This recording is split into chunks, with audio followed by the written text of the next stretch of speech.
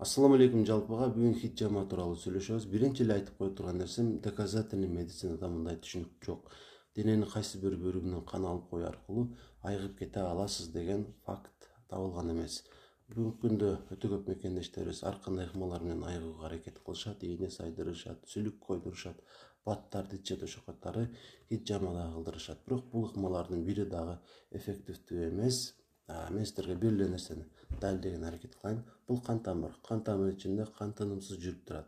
Ал эскирип кетиши мүмкүн эмес. Анткени кан ошо катары биздин денебиз дагы өзү жаңыланып турат. Дене ар 7 жылда, мисалы, азыркы денеде турган болсом, 7 жылдан кийин бул денем жок болуп, ордуна башка дене келип калат. Андан сырткары кандын ичинде турган ошол эритроцит деген биз кан алдырганда чыга турган эң көп өлчөмдөгү клеткалар 3 айда өзү жаңыланып турат. 3 айда сизде болгон кандар баары жок болуп, ордуна жаңы кандар келет.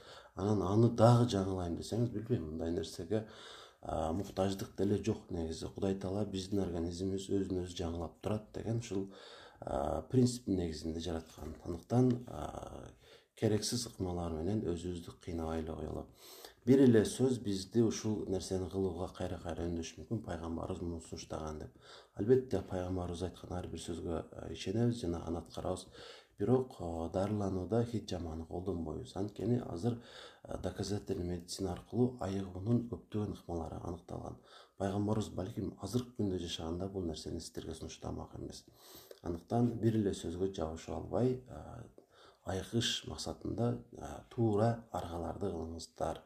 Анан дагы кошумчалагым келген нерсе, хиджаманын бир зыяны. Албетте бул ошол сиздерде хиджама кылган адамдар инструментти сиздерден сырткары кийинки адамга дагы колдонбойт деген факт жок. Демек сиздерде кан аркылуу жугуучу өтө көп ооруларды бири-бириңиздерге өткөрүп коет деген ыктымалдуулук бар. Ошол катары гепатит Б, гепатит С жана башка кан аркылуу жугуучу оорулар. Андыктан сөзсүз түрдө тыянак чыгарганда өтө кырак болуңуздар и ар кандай керексиз ыкмалар менен өзүңүздөрдү кыйнай бербеңиздер.